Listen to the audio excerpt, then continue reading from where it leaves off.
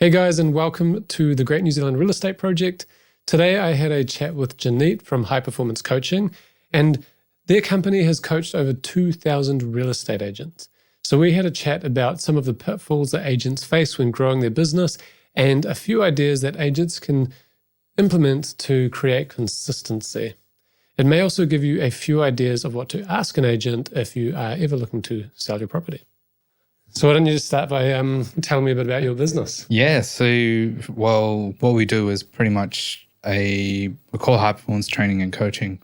What we do is work with businesses, real estate agents in terms of looking at sales, looking at business planning, productivity, and looking at recruitment and everything in terms of how to grow your profitability at the end of the day as well. So just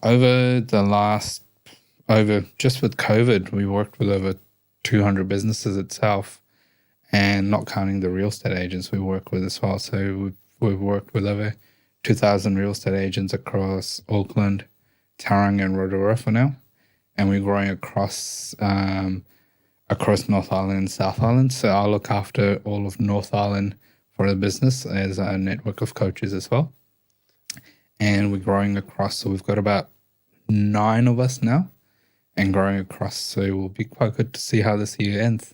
It should be definitely an interesting year, right? Yeah, absolutely. And 2,000 agents during that time is how long have you been going for? So myself, I've been in this doing for the last couple of years. Yeah. So my last role was a national manager for a optical company. So I did that, looking after New Zealand, ACT, and part of New South Wales as well. So from that, just gave me enough experience in terms of sales management, looking at businesses, growing businesses, and how things work and with people and everything as well. Yeah, right. Yeah. So you could probably apply a lot of those skills from outside of real estate into what you're doing with coaching real estate agents. Absolutely. It just comes across because pretty much the process remains the same, right? Across the board, the fundamentals are always the same. The fundamentals don't change. You're just adding in jargons and a little bit legalistic parts here and there. And just the process of the whole thing, if you look at it from start to finish, the whole sales process is there fundamentally, right? Yeah, you mean like in any business? Any business. Fundamentals start from prospecting to seeing the client, doing the deal, and then following up with the service and doing it at the end of the day, right? So basic idea of how things work. And real estate's the same, right? Would you say it's the same, or is it different? Yeah, I mean, well, I've been in real estate for 11, 12 years. Yeah. I have done other businesses, and the fundamentals are the same. Yeah. I see real estate agents effectively as entrepreneurs. Yeah. They're getting into real estate because they want to have that autonomy. That's right. And it is, in my opinion, a lot about the agent and their brand and that type of thing. That's right. And we see it as well. So it's a business they're running at the end of the day, right? So they want the autonomy, you said. They want to be entrepreneurial. That gives them the freedom to be able to do what they want to do at the same time, the flexibility if they need to. And at the same time, to say, like when we work with businesses, we work with real estate agents and looking at the whole aspect of how it's just not about the sales, but how they can run and grow their business as well. So from start to finish, it's a process takes you from one place to the other, right? And in business, it's said, if you're not growing, you're dying. There's no stable, no in between. It's either going up or down. Yeah, because as soon as you stop doing something, you start dropping. That's it. And that's what we've seen across. So the founder of a company that we was working with, he's been doing this across 25 years. So over that time, we've pivoted, changed, innovated, worked with going from paper to online and how things are going, and looking at always researching into what's happening with the market, what's happening economically, what's affecting the market. So all these things goes into the knowledge of what's actually happening, what's going to affect the market, and what's going to be the opportunities provided to the guys who's going to grow, right? Yeah, and I guess that, like you said, that's the same in any business, regardless of what you're doing. You need to keep up with technology. You need to keep up with the trends. You need to make adaptations to your business so that you are continually taking advantage of the best tools. Yeah, absolutely. And same thing with real estate. Like the guys, what we've seen coming back to real estate, that's what we want to talk about, right? So, and the guys who've been in, haven't seen 2008, have enjoyed from about 2012 till last year, last 10 years, has been really good, right? So it's been up and up in New Zealand anyway. So now when it changed in, say, August last year, 2022, it started going down. So what happened was a lot of guys became reactionary, right? So what do we do now? How do we keep up with what we're doing, the results we're getting? Now it's not happening. What do we do? Right? So then you would have seen a lot of motivational speakers come in, a lot of things coming in.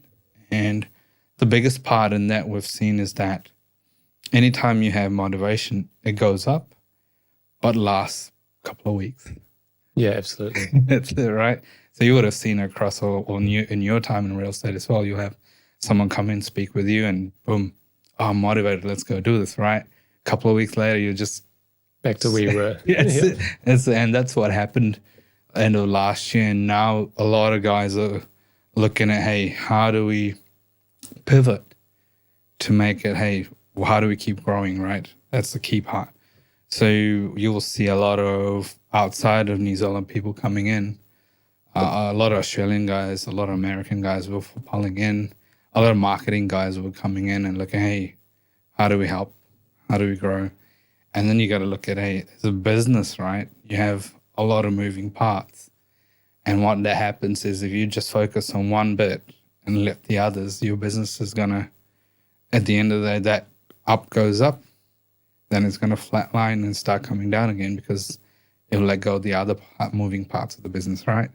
And that's what we've noticed. What have you noticed recently in there? Yeah, I mean, I guess what you're talking about there is effectively having good systems in place, right? So that you maintain your business, because I've seen a lot of real estate agents where, it's this thing where their income goes up, it drops, it goes up, it drops. And it's because what I've seen is they do the basics and they do their prospecting and they get things moving, and then their business starts to grow and they're like, oh, this is good. And then the mindset shifts to, I've got to sell these properties and I'm too busy to do anything else. And then the things that actually keep the business propped up, those things fall away because now they're focused on other things. And then suddenly they sell all their properties and the business drops again, and then they go, oh, what do I do now? And then they go back to the basics. That's it. And so it's this idea of getting the right systems in place that are, automated as much as possible, systemized, maybe even bringing in some support when you can, so that you can then create this wheel that kind of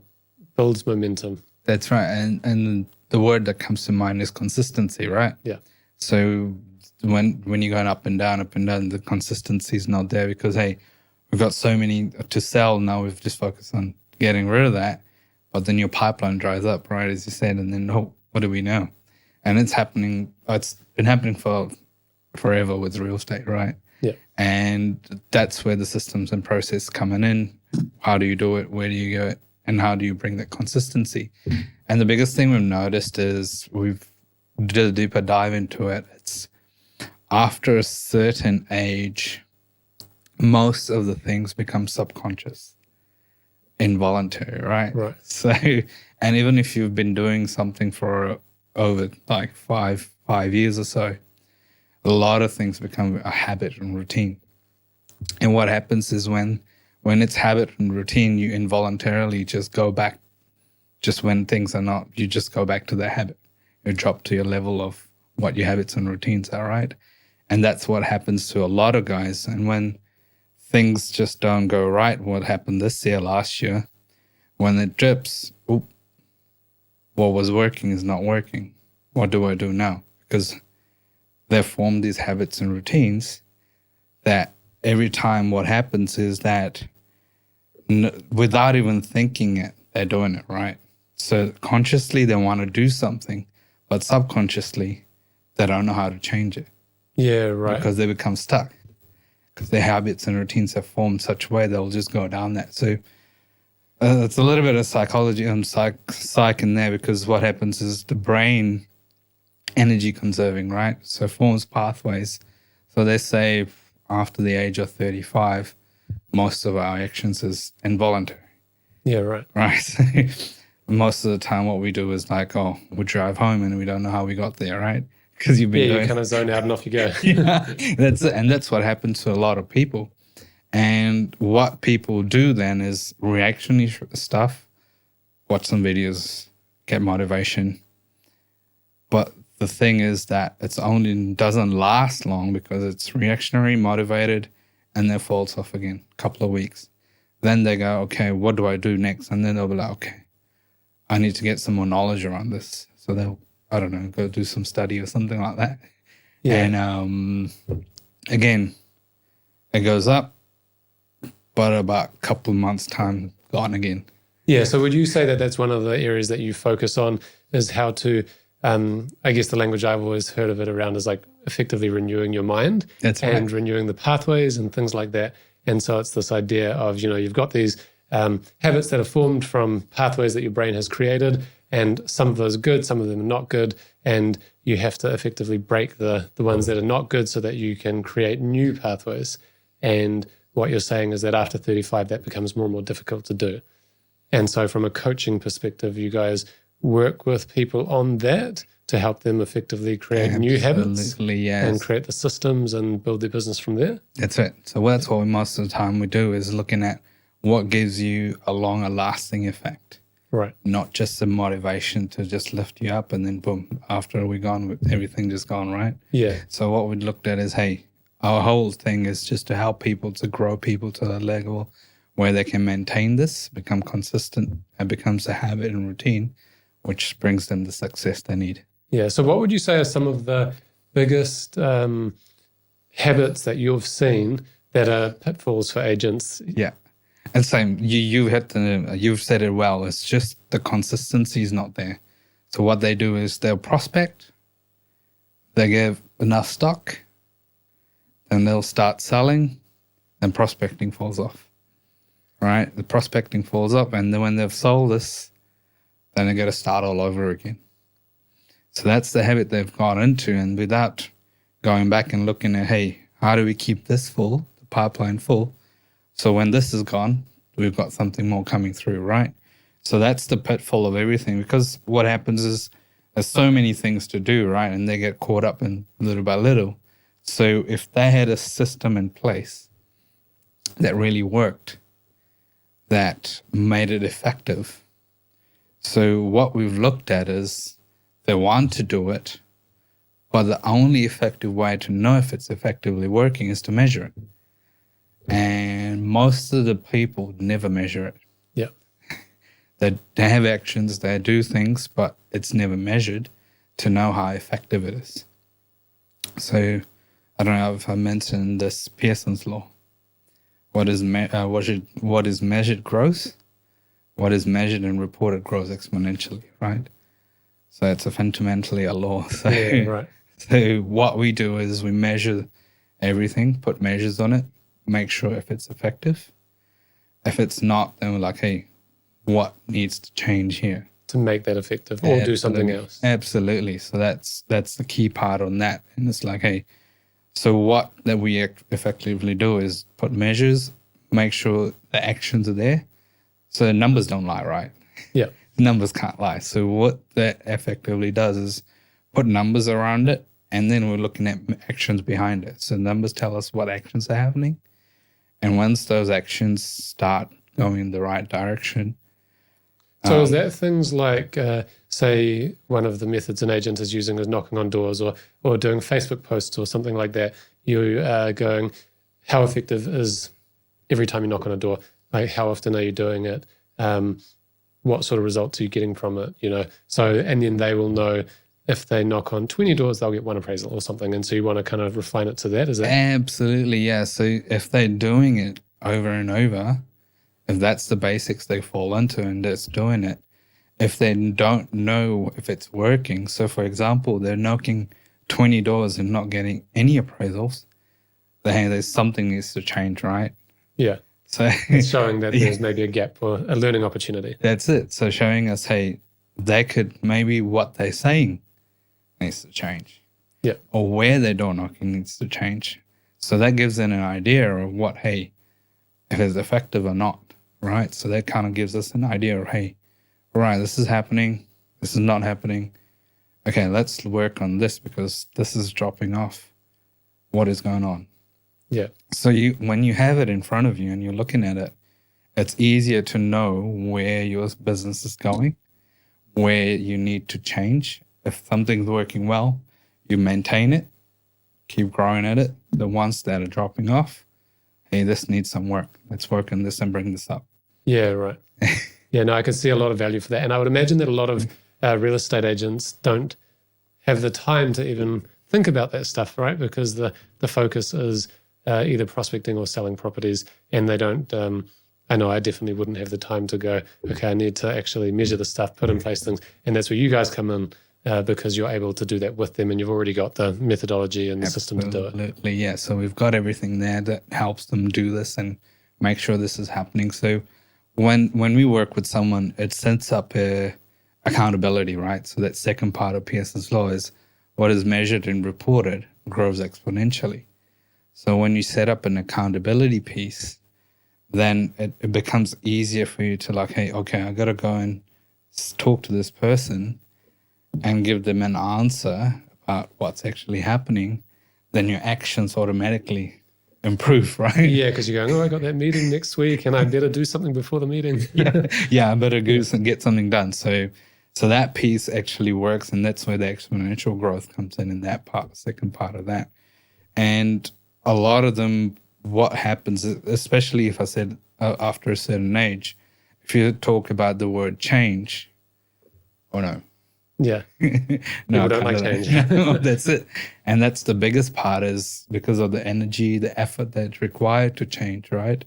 And it's just a big no-no for a lot of them because, hey, it takes a lot of energy, a lot of effort, and I like the way I do things already. Why would I change? It's been working to a certain degree. Yeah. Right? So, but without change, growth doesn't go.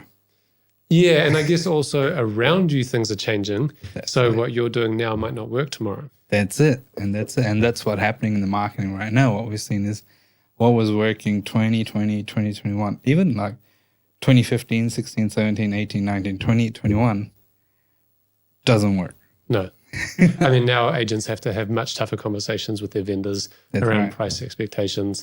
Buyers have a fear of paying too much as well.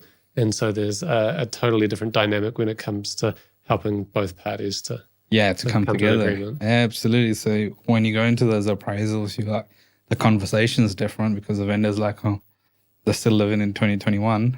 Yeah. I want $1 million for an $800,000 house now. How do you get that conversation going? How do you manage that expectation? How do you negotiate around that? And then on the other end, when you do have the listing, okay, great. And that's where the markets or the industry has fallen off in the last year is because a lot of them promising but can't deliver, right? Yeah. That's what's happening because they're signing on listings, but then they got to renegotiate because they're never getting those offers, the price they're expecting because the buyers are picky now. Yeah. And the problem with that as well is that it ends up breaking trust in the industry because, and even if the agent hasn't done it intentionally, which a lot of the time I don't think they do. Yeah. But, when the market's changing and you go, oh, we could get you $1 million because last month you could, and that's what the statistics are saying. Yeah. And then suddenly the market, now you can get 950, but then as you're playing catch up, it ends up being 900, then maybe 850. And because you're constantly playing this game of catch up, it's actually... from the owner's perspective, they're saying, you told me you could get $1 million and now we're only getting offers of 900 and, how can I trust you in this? They might not say that directly, but often I think people definitely think that. And and now because of competition, there's about 4 or 5 others waiting around the edges to take that on as well, right? So a lot of that is happening there. How do you do that? And that's another thing, right? Because real estate agents are busy. There's a lot of things. How do they keep up with all of these changes? And that's the key part is like we ask some simple questions and 80% of them would say, I wouldn't know. Right. So do you have examples of like what one of those Yeah, questions might be? what's the highest price you got in your area? Right. And what's the highest? What was the highest price the house sold in your area? Yeah. Don't know. Lowest price? Don't know. And that's just the simple examples that we ask, and they're like, oh, I don't know. 80% don't know. Yeah. And I guess that is a reflection, at least I guess from a seller's perspective, to go, my agent should know this stuff, right? And they should be an absolute expert because I'm trusting them with my biggest asset. That's it. And that's the gap that's there now, because the rate of change has increased. So the rate of change used to be, just take an example of a phone. You buy a phone, 6 months it's old. Yeah. Used to be a year or two, right? Yeah, right. It's becoming exponentially quicker. That's it. So the rate of change is getting quicker and quicker. And as you said, people are not keeping up. So if you're not keeping up and you're still in 2022, when in 2023, and you're going to lose that trust in your buyers, your vendors, your buyers, even some of the buyers would like, hey, what's happening, right? Yeah. I made an offer. I really like this, but nothing. Yeah, and I guess one of the challenges for an agent, as well as even if they are keeping up, the owners of the properties may not be keeping up with what's happening. And so you have to be able to develop your skills to communicate that and maintain trust. That's it. Because one of the most difficult things, at least I'm aware of for agents at the moment, is how do you tell an owner their property might not be worth what they thought it was, but you're not doing that just to get a sale or income, because there is that natural conflict because they're going, you're just telling me this so you can get a sale. And that may be the case sometimes, but there's also a lot of the time where it's actually in the best interest of the owner to know that information. Absolutely. And that's where the conversation, what you say, how you say, when you say it becomes key. So the language, the negotiating, the real nitty gritty of the sales comes in handy, right? That's what they're there for. But they, at the same time, they got to come across as an expert rather than not a sales person, right? So how do you do that becomes key in that front area. How you differentiate with all the other 5 agents who are coming across, right? Becomes key. Yeah, absolutely. And that's where the differentiating part is, like, what do you do there? How do you get through that? Then marketing part. Then you got to match the buyers, get their perceptions right. Yeah. Make sure you're categorizing the feedback in a way that's meaningful. That's right. And then, and yeah, the feedback to the vendor as well. So all these things need to be fine-tuned over and over and over, because there's always room for improvement, right? You may be as good as you are, but there's always someone better, or because they're always continuously improving. And if you don't keep up with the rate of change, if you don't improve, your business will start going down. Yeah, it opens up opportunities for others to come into the market and take your place. It's it, competition, or you just don't survive. Yeah, exactly. That's it. And most of the time, that's what we're seeing right now. So there was about 7,000 agents started last year. There's about 6,000 left. Yeah, a lot of dropping out. And I thought there were about 16,000 people licensed. But I guess it's active agents, right? That's Auckland alone. Oh, you're just talking about Auckland, right? Yeah. So Auckland alone, huge drop itself. Yeah, that's more than 10% of agents have left the industry. Yeah, and it will continue happening, because as I was talking to you earlier, a lot of them made less than $40,000 last year. Yeah, it's funny. There's often this perception that real estate agents make way too much money and they're all greedy and all this kind of thing. Yeah. But the reality is there's a few good agents who do really, really well because they're very good at what they do. Yeah. And then there's a whole lot of agents who are struggling to build their business and grow their business. That's right. And what we've seen is about every office we go into, about 20%, the top 20% doing most of the work. The rest of the 80% is just average or below. Yeah. And it's an interesting thing to observe in the industry and go, how do you solve that? Because at the end of the day, there's only going to be so many properties sold anyway. You can't force someone to sell a property. That's right. And the agents who are getting into it are taking a huge risk getting into real estate. And the industry at the moment, at least from what I can see, it's kind of you bring anyone into it and then people either make it or they don't. It's a sink or swim sort of mentality. That's right. But I actually think the industry would be better off with less agents who are all doing well, all really well-trained professionals, and they even lift the standard of what it is to become a real estate agent. Right. Because we're dealing with people's biggest asset. And there's a lot of responsibility, and often people are going through a huge change in which they're vulnerable to the advice of the agent. So it's really important that you have someone who knows what they're talking about. And that's absolutely correct. Like if you look at it right now more than ever, that's the type of agents we need and need to have in the industry, because now the people who are selling have a desperate need to sell, or else why would they? Right? And that's the key part about that, and what they're doing, how they're doing it, and what's happening around that is going to be the key part. The real estate agents play a very key role in that, right? And in that, looking at the whole economy of New Zealand, a huge contribution goes to it, right? As I said, it's the biggest asset that people have exchange, playing a big investment role or first buying home buys. How do we lead them into a certain way, like not just a trustworthy, morally and ethically putting that on, not just going for the money, right? Yeah. I think there's this idea that I've always liked, which is what I call the trust triangle. Mm-hmm. And it's how do you build and maintain trust with someone?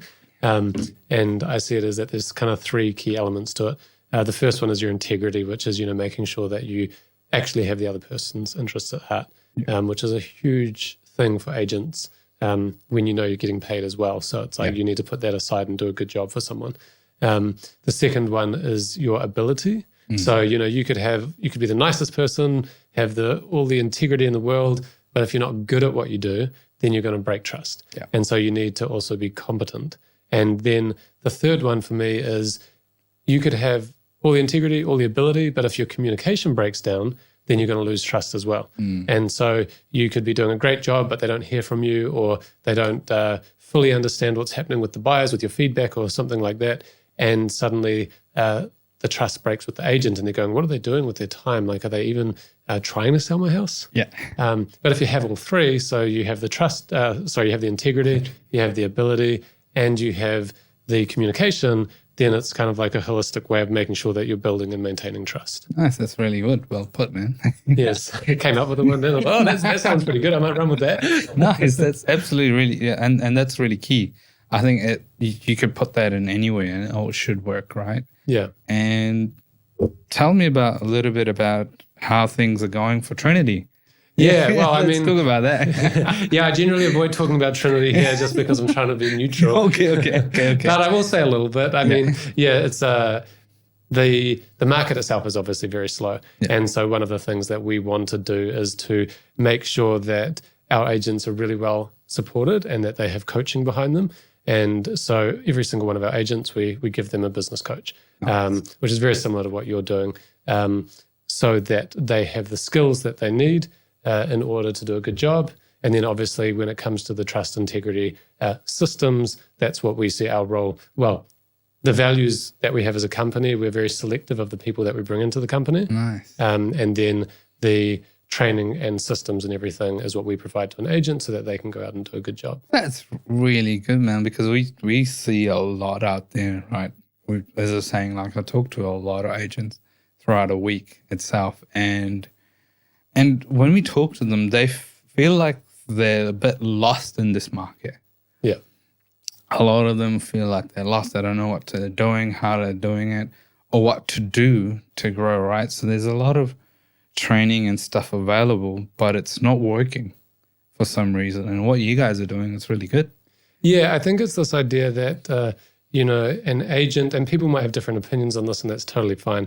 I've seen from when I was selling real estate that it was me who was building the relationships with people. I was the one doing the marketing, the negotiating, and the power of the brand, so to speak, was actually in the individual. Yeah. And so it's this idea that I think a lot of agents are very entrepreneurial. They get into it because of that.